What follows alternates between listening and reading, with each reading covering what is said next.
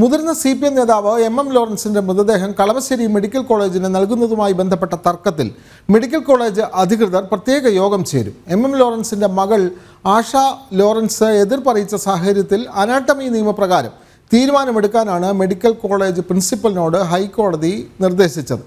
Kalamassery medical college മോർച്ചറിയിലാണ് നിലവിൽ മൃതദേഹം സൂക്ഷിച്ചിട്ടുള്ളത്.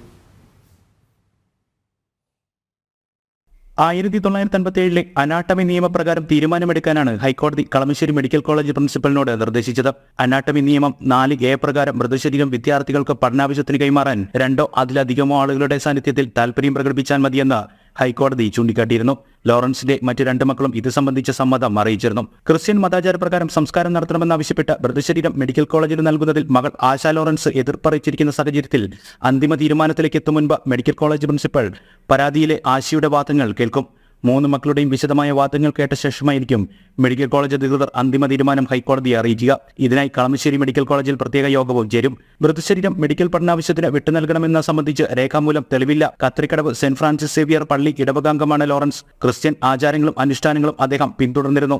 Medical കോളേജിന് മൃതദേഹം കൈമാറാൻ അനുമതി നൽകിയിട്ടുണ്ടെന്ന് ഈയിടെ പ്രസിദ്ധീകരിച്ച ആത്മകഥയിലും MM ലോറൻസ് പരാമർശിക്കുന്നില്ല. നേതാവ് നിരീശ്വരവാദിയായിരുന്നുവെന്ന പ്രതിച്ഛായ നിലനിർത്താൻ CPM എടുത്ത തീരുമാനമാണിത്. മറ്റു മക്കൾ പാർട്ടി തീരുമാനം അനുസരിച്ച് മുന്നോട്ടു പോകാൻ നിർബന്ധിതരായി തുടങ്ങിയവയാണ് ആശ ലോറൻസ് മുന്നോട്ട് വെക്കുന്ന വാദങ്ങൾ. അനുകൂലമായ തീരുമാനമില്ലെങ്കിൽ നിയമ പോരാട്ടം ആശ ലോറൻസ് തുടരാനാണ് സാധ്യത. ജനം, കൊച്ചി.